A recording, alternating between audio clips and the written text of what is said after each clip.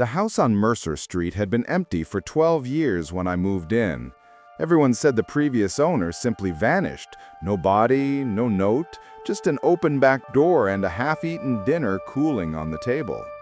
The realtor called it a motivated sale. I called it cheap. The first night, I heard footsteps upstairs. Slow, deliberate, like someone testing how much noise the old pine boards would forgive. I grabbed a flashlight and climbed the stairs, heart hammering loud enough to drown the sound. Every room was empty. Dust floated in the beam like slow gray snow. Nothing. I laughed at myself and went back to bed. The second night, the footsteps started again, but lower this time, directly above my bedroom ceiling. Thump, drag, thump, drag. The rhythm never changed. I pressed my ear to the plaster and whispered, "Hello." The dragging stopped. Then something knocked back, 3 sharp taps, as if whatever was up there had been waiting for permission. By the 4th night, I stopped pretending it was the house settling. I dragged a chair into the hallway, stood on it, and pushed open the attic hatch. The ladder unfolded like a tongue. I climbed. The attic smelled of wet newspapers and sweet rot.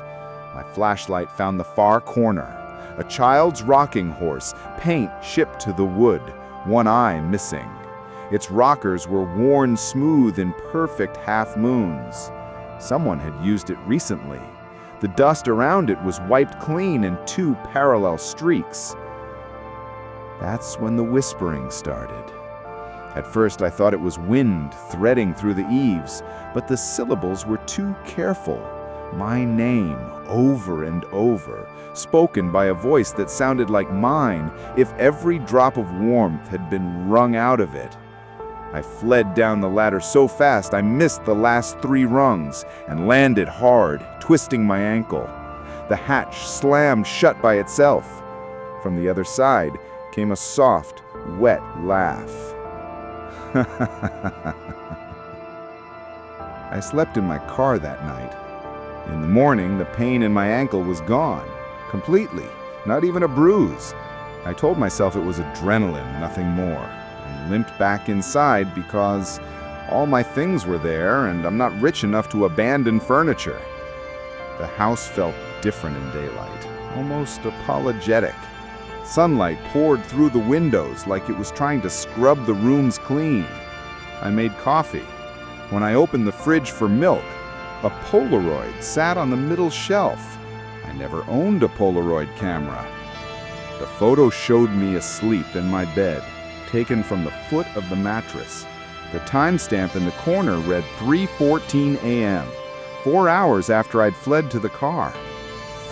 I called the police. 2 officers came, walked through the rooms, shrugged. "Old houses creak. Get a cat." They left their cards and drove away. That night I nailed the attic hatch shut. 36 nails, 3 rows. Then I sat on the couch with every light in the house burning and waited. At 3:07 a.m., the power died. The darkness was absolute, the kind that erases edges. I couldn't see my own hand in front of my face. Then came the sound of nails being pulled, one by one, slow and patient. Tink, tink, tink. 36 metallic kisses against the floorboards above me. The hatch opened with a sigh. I didn't scream. Something in me already knew screaming wouldn't help. Cold air rolled down the staircase like spilled water.